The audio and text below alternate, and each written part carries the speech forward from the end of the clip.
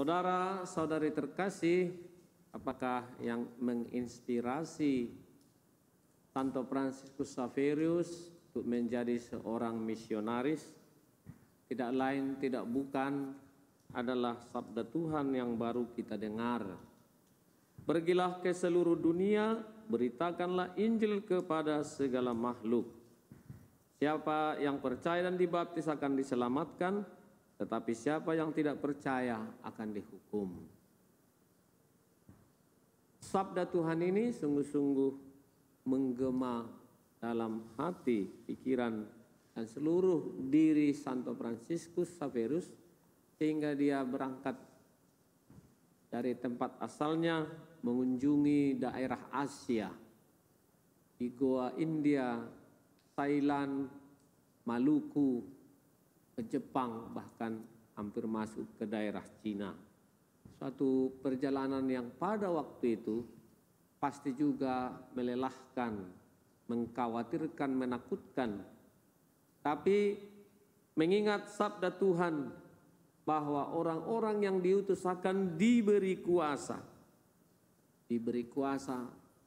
sebegitu banyak kekuatan diberikan kepada mereka yang diutus.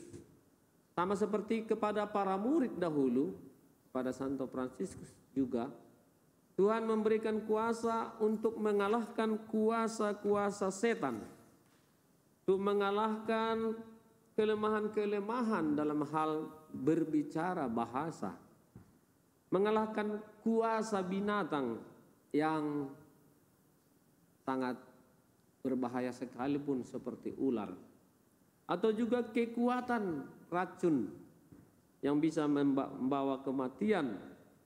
Diberikan juga kuasa untuk meletakkan tangan atas orang sakit dan menyembuhkan.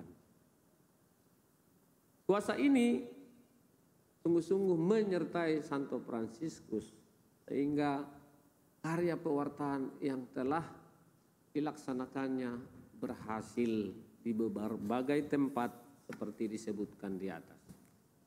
Selain itu, saudara-saudari terkasih, apa yang menyemangati Santo Fransiskus sebagai pewarta?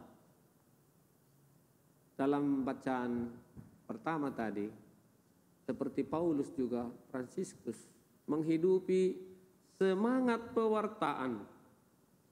Seperti Paulus, dia menghidupi bagaimana menjadi seorang pewarta yang sungguh-sungguh. Ada 4 hal yang ditekankan dalam bacaan pertama tadi. Sebagai seorang misionaris, sebagai seorang pelayan, Paulus memberi kesaksian hidup kasih dalam pelayanannya. Bagaimana kesaksiannya, kasihnya dalam pelayanan kepada jemaat di Korintus tadi. Pertama-tama, Paulus memiliki semangat. Pelayanan bukan kesempatan untuk memegahkan diri. Pelayanan bukan untuk membuat bangga, untuk membuat tenar, dihormati, dihargai. Kalau zaman sekarang ini di like, beri komentar, diberi jempol, diagung-agungkan. Bukan itu yang menjadi spiritualitas seorang pewarta. Tetapi kesempatan untuk merendahkan diri. Dalam diri Paulus, seperti semangat Santo Yohanes Pembaptis, dia selalu berkata, biarlah Kristus menjadi besar dan aku semakin kecil. Fransiskus juga menghayati hal yang sama. Dia tidak mewartakan Injil untuk memegahkan diri, tetapi supaya Kristuslah menjadi yang besar, menjadi yang dikenal dan diikuti. Paulus mengawaskan saudara-saudari terkasih supaya kita jangan menjadikan pelayanan untuk memegahkan diri, Karena hal itu bisa membawa kita kepada dosa kesombongan. Dosa kesombongan itu akhirnya membuat kita sulit untuk mendekati orang-orang ataupun didekati oleh orang banyak. Karena itu semangat kerendahan hati menjadi kunci pelayanan, dan saya yakin itu jugalah yang dihidupi Santo Fransiskus Xaverius. Hal kedua yang ditekankan oleh Paulus tadi, bahwa pewartaan bukan soal kehendak diri sendiri. Jadi dia tidak mewartakan dirinya, mewartakan kehendaknya, keinginannya, cita-citanya. Apa yang dia pikirkan benar, yang penting bukan. Paulus menyadari bahwa dia adalah seorang yang diutus. Dan perutusan itu bukan sebuah karir, bukan sebuah usaha untuk meniti karir seperti pegawai negeri sipil, mencapai golongan atau eselon tertentu. Kita dengan berbagai tingkat pelayanan bisa melayani. Kita sebagai imam, sebagai religius atau sebagai awam, di sana bisa kita berkarya. Dan yang penting hendaknya diingat bahwa semua itu adalah bagian dari pekerjaan Tuhan. Itu adalah alatnya. Karena itu dalam semangat bekerja sama, inilah menjadi kunci dari pelayanan pewartaan. Kerjasama dengan Tuhan, kerjasama dengan komunitas, kerjasama dengan orang banyak. Lalu yang ketiga yang ditekankan Paulus dalam pelayanan adalah bukan mencari keuntungan pribadi. Tidak gampang memang, saudara-saudari terkasih, hari-hari kita sudah terbiasa dengan upah dan gaji. Semua dihitung-hitung. Hal ini bisa berimbas terbawa-bawa juga dalam pelayanan di gereja, di komunitas, di lingkungan. Menghitung-hitung apa yang saya dapat kalau saya melayani. Paulus menekankan supaya kita melayani tanpa mengharapkan upah. Supaya tidak menghitung-hitung dalam pelayanan atau mencari keuntungan finansial, keuntungan relasi, keuntungan nama, keuntungan banyak hal yang sering kita pikir. Karena kalau kita sudah masuk dalam semangat seperti itu, mencari keuntungan pribadi, maka kita akan jatuh pada semangat memilih-milih orang, memilih-milih tempat, memilih-milih tugas, memilih-milih mana yang basah, mana yang kering, mana yang banyak umatnya, mana yang sedikit, mana yang menyukai, mana yang tidak.